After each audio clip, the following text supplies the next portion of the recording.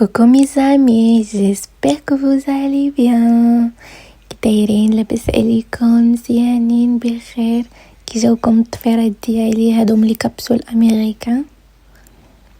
كنت كنجرب الموديل، لقيتو انا ماشي نمشيو لواحد المدينه كتبعد على اورليون ب30 دقيقه.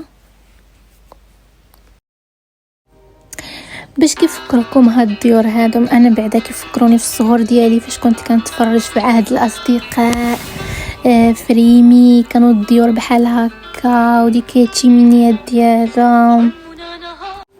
تخيلوا معايا احنا دابا قدام واحد من اجمل القصور في فرنسا، سولي سور لوار.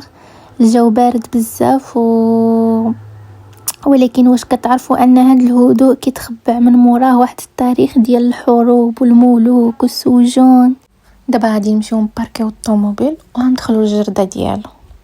لقيتونا باركينا الطوموبيل وغندخلوا من الدخله نشوفوا هذا القصر عن قرب.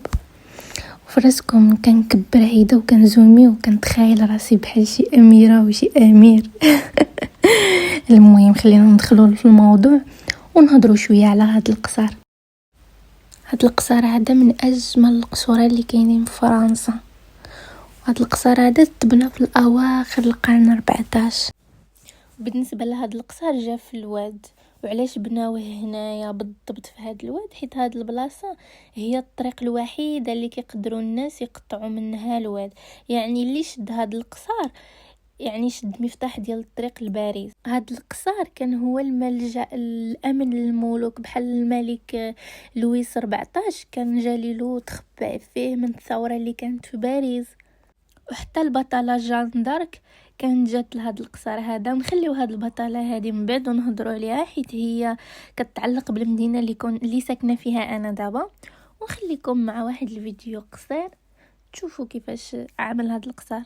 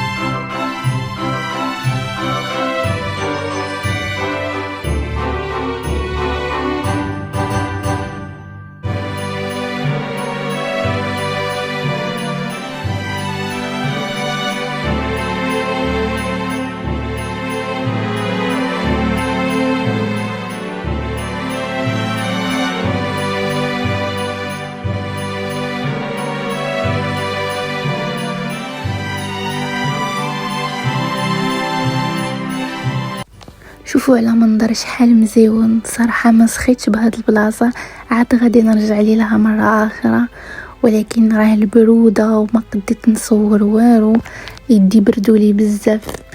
هادشي اللي عطا الله. وهنايا جينا ناكلو كما كتعرفوا، البرد بزاف والبرد راه كيجيب الجوع. وغادي نقول لكم السلام عليكم وتهلاو فراسكم.